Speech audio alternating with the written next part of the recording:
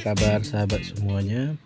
Kita berjumpa lagi dalam pembahasan ilmu pengetahuan sosial.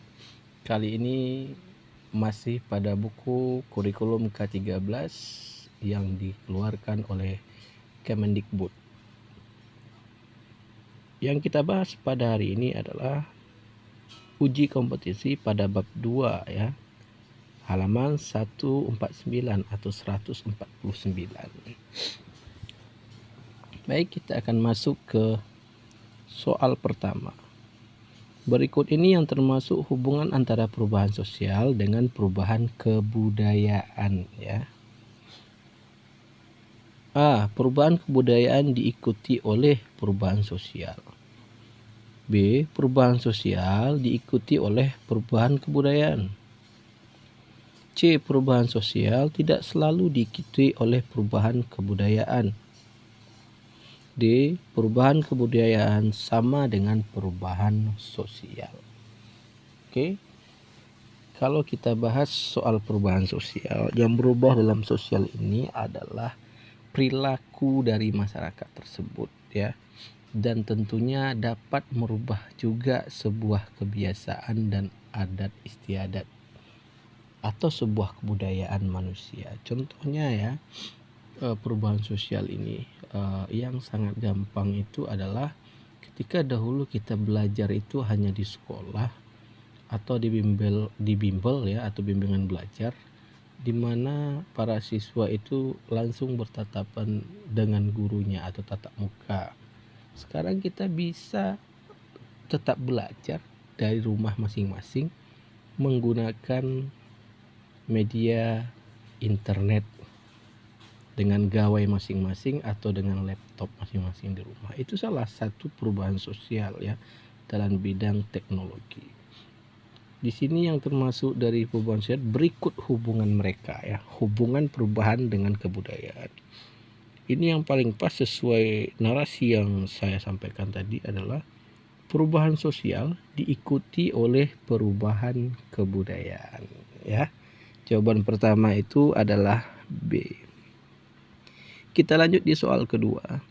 Penyebab perubahan sosial budaya yang berasal dari dalam masyarakat berkaitan dengan demografi. Oke. Perubahan sosial yang berkaitan dengan demografi. Untuk menjawab hal ini, tentu kita harus paham dulu apa sih pengertian dari demografi ya.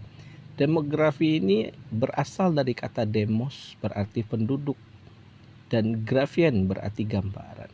Demografi secara keseluruhan artinya adalah ilmu yang mempelajari penduduk atau manusia, terutama tentang kelahiran, kematian, dan perpindahan penduduk yang terjadi.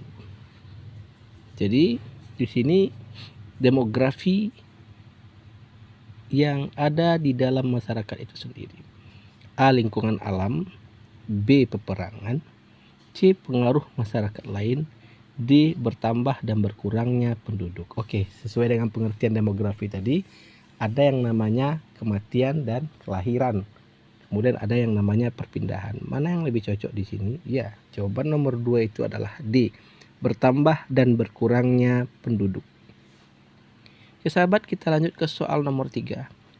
Perubahan sosial budaya yang membawa pengaruh kecil terhadap kehidupan masyarakat adalah, oke, sangat kecil pengaruhnya di sini yang diminta ya.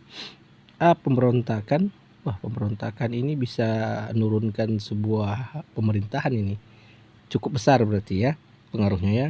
B. Perubahan gaya rambut. C. Pembangunan. Pembangunan ini juga berdampak besar bagi perubahan sosial ya. Yang dahulunya kita nggak punya akses ke sana, kemudian dibangun jalan bagus, itu tentunya akan merubah juga imigrasi, perpindahan penduduk ke tempat tersebut ya. Bencana alam, wah ini yang paling cepat juga merubahnya. Kenapa? Ketika terjadi bencana alam bisa hancur semuanya dan itu akan berubah menjadi rata. Bangunan besar hilang, fasilitas-fasilitas yang sudah dibangun akan rusak, ya, itu akan berubah dengan cepat ya. Berarti yang sangat lambat dan pengaruhnya kecil itu adalah perubahan dari gaya rambut ya. Kalau kamu potong rambut kan nggak mungkin ubah gaya hidup orang lain ya.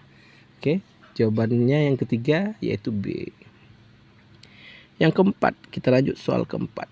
Sikap masyarakat yang tidak mau menerima hal-hal baru dari luar seperti yang dilakukan oleh orang-orang tua yang konservatif. Ini agak kuno ya. Karena trauma terhadap penjajahan adalah penghambat perubahan sosial budaya yang berupa A. Sikap tradisional masyarakat, B. Pendidikan yang terhambat, C. Kepentingan yang tertanam dengan kuat, D. Prasangka terhadap hal-hal baru. Jadi di sini ada dua opsi yang mendekati, A dan D ya. Sikap tradisional, di pemikiran ya, pemikiran orang-orang tua ya, yang trauma terhadap penjajah. Kemudian D. Prasangka terhadap hal-hal baru. Dia trauma dengan penjajah, jadi kalau ada yang baru dia merasa akan dijajah. Oke, itu cocoknya di D ya, prasangka terhadap hal-hal baru. Kita masuk ke soal kelima. Agar bangsa Indonesia tidak ketinggalan pada era globalisasi, hal-hal yang dapat dilakukan diantaranya adalah agar era globalisasi ini adalah perubahannya, seluruhnya itu menjadi sangat cepat aksesnya. A. Menutup diri dari bangsa lain. B. Penguasaan berbagai iptek. C. Menyesuaikan diri dengan keadaan. D. Membuka seluas-luasnya terhadap dunia luar. Agar kita tidak ketinggalan, tentu kita harus penguasaan berbagai iptek. Jawabannya nomor 5 itu adalah B. Kita lanjut ke soal nomor 6. Perdagangan bebas adalah suatu globalisasi dalam bidang. Ini perdagangan bebas ya. Itu tentunya jawabannya apa? Yang A. Iptek, B. Komunikasi, C. Transportasi, D. Ekonomi. Perdagangan akan lanjut ke ekonomi ya. D. Ekonomi. Kita lanjut ke soal nomor 7. Dampak positif dari adanya globalisasi adalah A. Terbukanya informasi, efisiensi dan efektivitas. B. Perilaku individualis. C. Pencemaran lingkungan. D. Memudarnya budaya lokal bangsa. Ini yang positif ya. Yang positif tentunya A. Terbukanya informasi, efisiensi dan efektivitas. Kita lanjut di soal nomor 8. Lunturnya nilai dan semangat kekeluargaan serta musyawarah mufakat di lembaga perwakilan rakyat merupakan salah satu indikasi dampak negatif dalam bidang titik-titik. Nilai keluargaan, A. Politik, B. Ekonomi, C. Iktep, D. Komunikasi. Oke.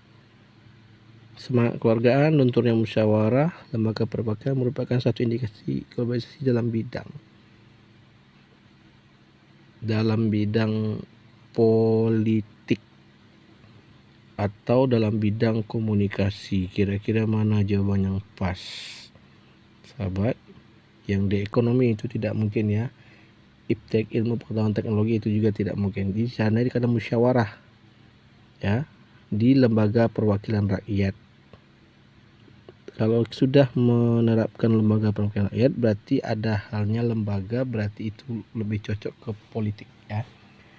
Yang A adalah politik. Oke, kita lanjut ke soal 9 atau nomor 9.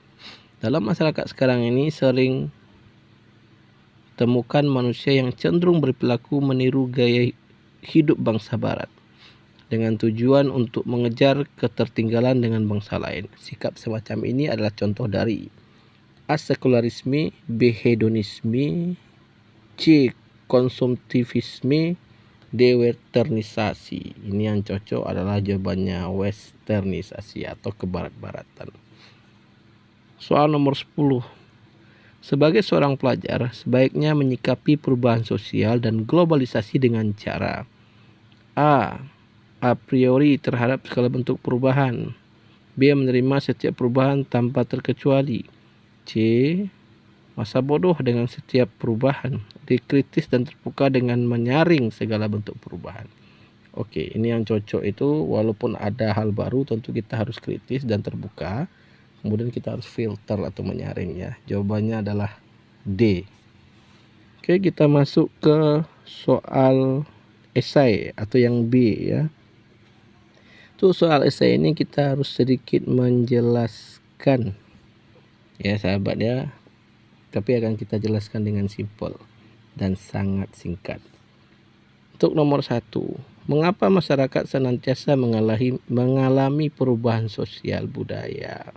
Oke, mengapa? Kalau mengapa kita akan jawab dengan menjelaskannya, yaitu karena masyarakat adalah makhluk sosial atau manusia ini adalah makhluk sosial. Tentunya setiap hari, setiap detik kita akan mengalami sebuah perubahan. Ya, ditambah lagi dengan adanya fasilitas untuk mendapatkan informasi yang lebih luas, maka perubahan sosial budaya senantiasa akan lebih cepat perkembangannya.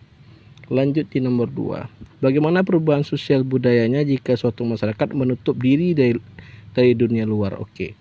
Apabila terjadi yang namanya menutup diri, maka yang pertama masyarakat tersebut akan tertinggal dalam segi informasi, akan tertinggal dalam segi ilmu, pengetahuan dan teknologi, ya.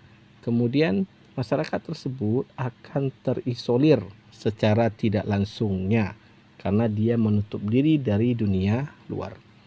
Kita lanjut soal ketiga. Jelaskan globalisasi yang terjadi dalam bidang iptek di Indonesia. Oke, ini contohnya sangat-sangat gampang ya. Kita sendiri sudah mengalami globalisasi dalam bidang ilmu pengetahuan dan teknologi. Kita beri contoh yang sama dengan contoh di awal itu, yaitu ketika kita sekarang sudah mampu mengembangkan pembelajaran daring atau di dalam jaringan ya, di mana sahabat sendiri pernah melaksanakannya ketika pandemi. Kalau halnya iptek itu tidak diterapkan, maka kita tentunya tidak dapat sekolah pada masa pandemi ya, karena tidak boleh melakukan sebuah perkumpulan yang banyak.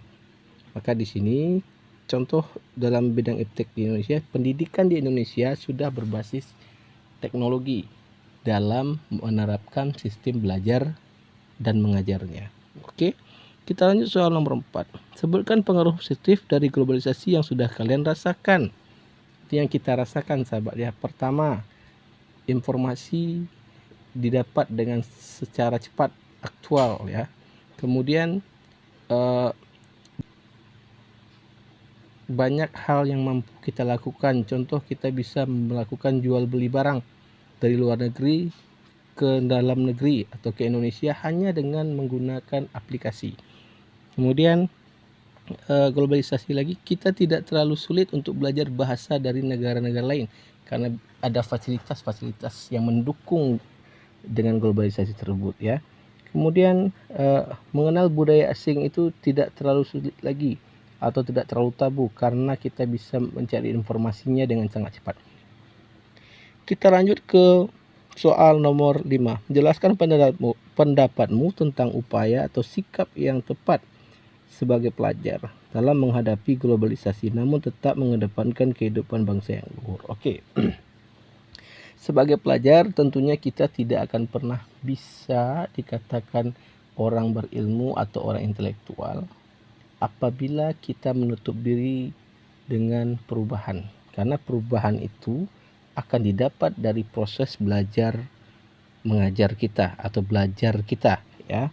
Di sini kita harus mampu melakukan hal yang namanya efektivitas, aktualitas, dan filterisasi dalam sebuah pengambilan unsur kebudayaan lain atau dalam hal globalisasi ini agar nilai bangsa kita, nilai adat dan budaya kita tetap kita bisa perjuangkan atau tidak hilang pada bangsa kita sendiri.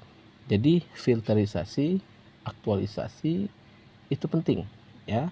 Kemudian harus ada yang namanya knowledge atau pengetahuan yang lebih luas tentang keadaan bangsa kita dan juga kultur dari bangsa kita agar kita tetap bisa mengenalkannya juga kepada bangsa lain. Oke, sekian sahabat. Untuk kali ini lebih dan kurang saya mohon maaf. Apabila ada yang keliru mohon dikoreksi sahabat. Sampai jumpa lagi.